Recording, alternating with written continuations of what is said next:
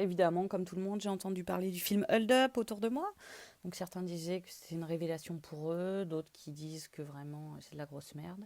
Euh, donc du coup, je l'ai regardé pour avoir mon avis.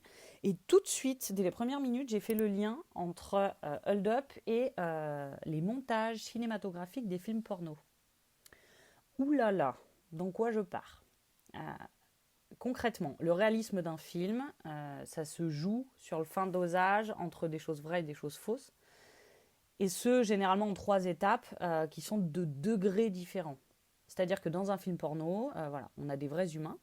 Ils sont constitués comme nous, avec des pieds, des mains, des bras, des fesses, plus ou moins jolis. On est sur des arguments qui sont vrais, observables, perspicaces. Et c'est vrai, dans le film Hold Up, ils en présentent quelques-uns. Oui, l'État nous a menti.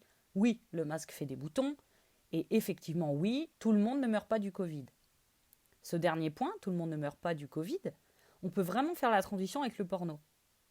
Oui, tout le monde ne meurt pas du Covid.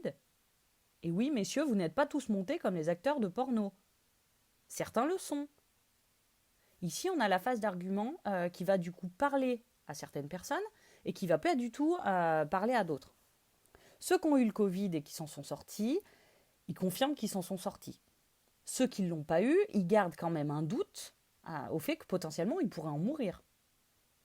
Pour le porno, c'est pareil. Étant donné qu'on ne voit pas le zizi du voisin, le zizi de tout le monde, alors on va se projeter et dire que certains, de par leurs origines, en auraient un petit ou en auraient un grand.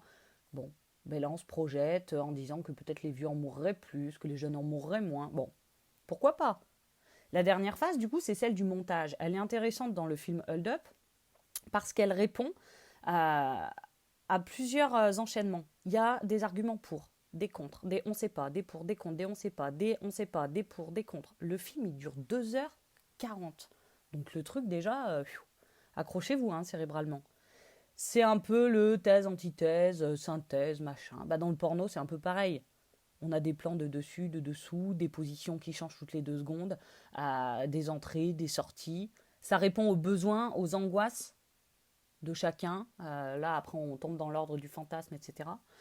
Et très concrètement, on sait très bien, quand on regarde un film porno, que si on fait certains trucs, dans la vraie vie, on va se taper une infection urinaire ou bien on va se casser le col du fémur. Et du coup, tout ça, ça nous amène à dire quoi? Bah que c'est un film.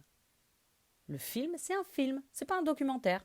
C'est ce qui permet à l'industrie du porno ainsi qu'aux producteurs de Hold Up de diffuser leurs films en étant juridiquement à l'abri et gagner de l'argent dessus. Un film, c'est pas la réalité.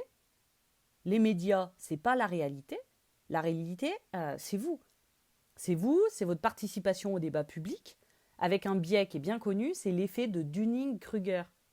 Pardon pour l'anglais. Mais du coup, pour comprendre, allez voir ce que c'est cet effet-là, pour comprendre exactement ce qui se passe sur les réseaux sociaux. Et pour tous ceux qui penseraient que je suis folle alliée de comparer ça à un porno, sachez une chose, c'est que l'instinct de survie et celui de la reproduction, ils sont intimement liés et ce sont des instincts primaires que nous avons tous en commun. La bise.